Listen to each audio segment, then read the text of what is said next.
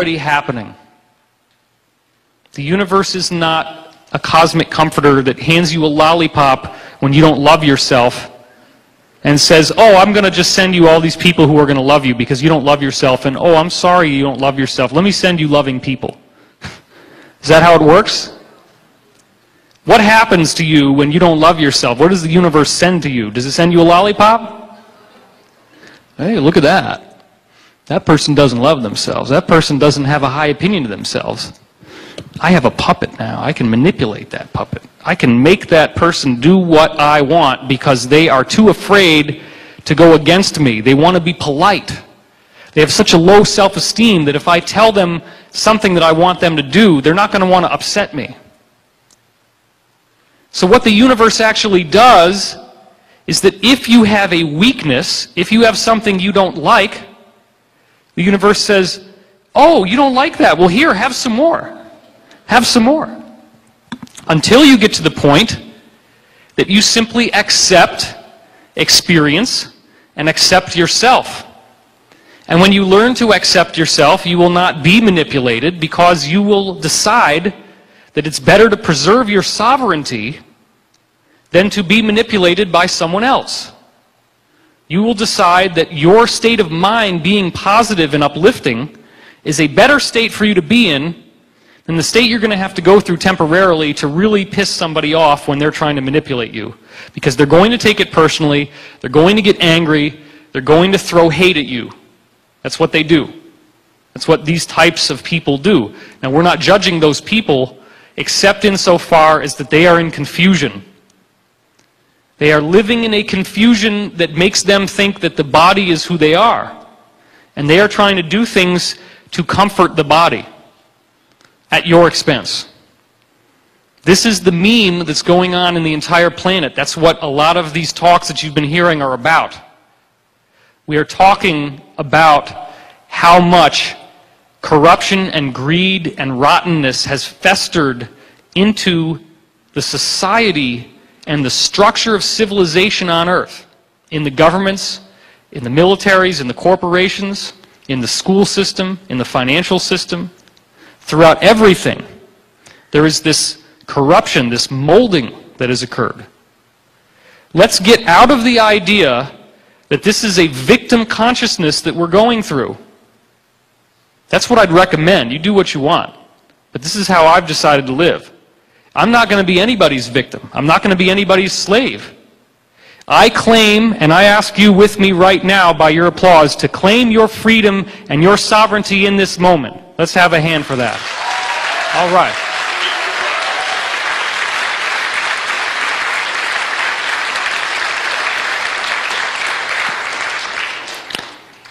If you can claim your freedom of positivity, your freedom from fear, that is the most threatening thing to the negative controllers in this world. Because this is a frequency war. The one thing they don't want you to have is a positive, loving feeling in your day-to-day life. If they can keep you thinking that you're at the brink of destruction, that nuclear missiles are ready to incinerate the earth, that the economy is ready to collapse, that your government is ready to herd you off into concentration camps, and they've whipped up this fever to such an extent that people are bringing armed weapons to gatherings where the president is, because now Fox News wants you to think that Obama is the same old thing. I don't care if that's what you believe or not. But any time that Fox News is telling me something is true, I'm inclined to think it's not true based on their past history. Can I get an amen on that?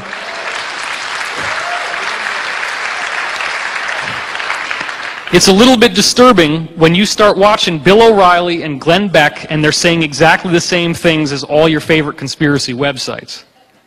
That's not good. That's not what we want. Because Fox is a corporate entity. It is a propaganda organ. It's also important to understand that many of the conspiracy sites have been seeded with propaganda. These are not independent bloggers that are actually trying to raise money and do an honest living. These are people that are funded by the Pentagon and the NSA. We've had extensive discussions with people about this who are insiders. So what's happening now is that because as a planet we have not loved ourselves, we have been stuck in this self-loathing, in this self-condemnation, and this fear of our own potential, this fear of our power. The universe has not sent us these majestic, loving, cosmic leaders who are all-knowing and all-powerful and can be trusted with the warmth and the innocence of a young child. They have sent us vicious killers who will do nothing but spare no expense to rape us, to steal every cent of our money. That's what happens in the universe, but it only happens until you don't need the lesson. If you learn to love yourself, do those negative people still get fixated into your life to such an extent that that's all you ever have? No. If you're one of these people who's been through self-loathing and moved into positive self-concept and self-esteem, if you have learned the power of no, as opposed to the power of now, and you can say no to somebody trying to manipulate you, then all of a sudden, you're not shackled to this feeling of obligation to someone who is being grotesquely unfair.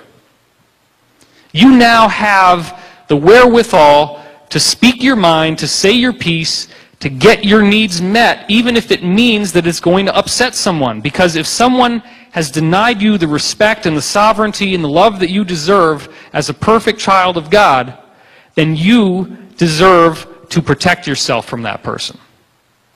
You deserve to love yourself enough that you claim your right to exist.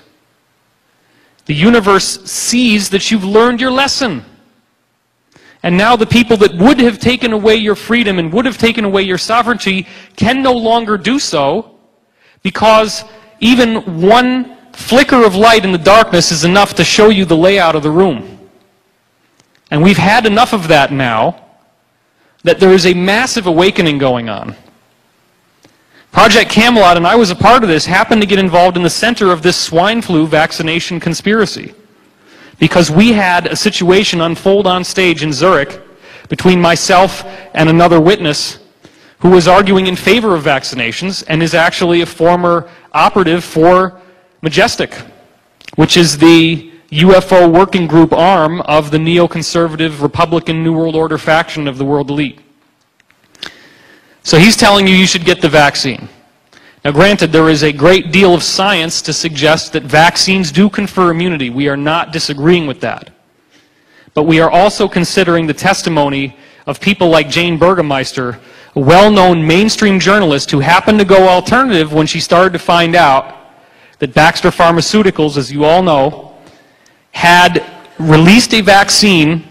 And thank God these people in Norway injected it into some rats before they gave it to people, and the rats all got bird flu and died. Oops. How did that happen? I don't know how that happened. Did we do that? No, of course not. So look, you also have people in the government who are not high enough to know that this swine flu thing might have been manufactured, and they have a very legitimate concern about the swine flu. It's being kept secret, but they do believe that this could mutate like it did in 1918, that you get sick the first time, it's not that bad, but you get sick the second time and everybody's dying. Millions of people are dying. That's the theory. Let's bear in mind that in 1918, the world was nowhere near as civilized as it is now. Sanitation was much less. And in order for you to have any of these flus, regardless of what they are, get your health down in a negative way, your immune system has to be depleted. What's the biggest thing in this new science I'm going to teach you about that depletes your immune system? Negative thoughts. So if they can keep you in fear, which means that you hate the government, you hate the president, you hate what's happening to your kids in school, you hate the economy, you hate the Federal Reserve, if you're angry and you're fearful all the time, and then they stick out a little virus, guess what happens to you? You get the virus. A virus is a frequency-based entity. As you see in my 2012 Enigma video, polio, rubella, all these various viruses have geometric structure, which is wave particle structure. Geometry can flip around into the time field and become a wave.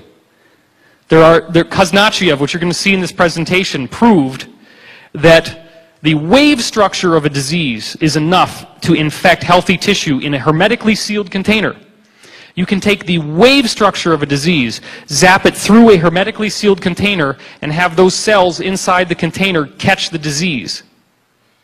A disease is a disease of the mind which has as its medium of transference the consciousness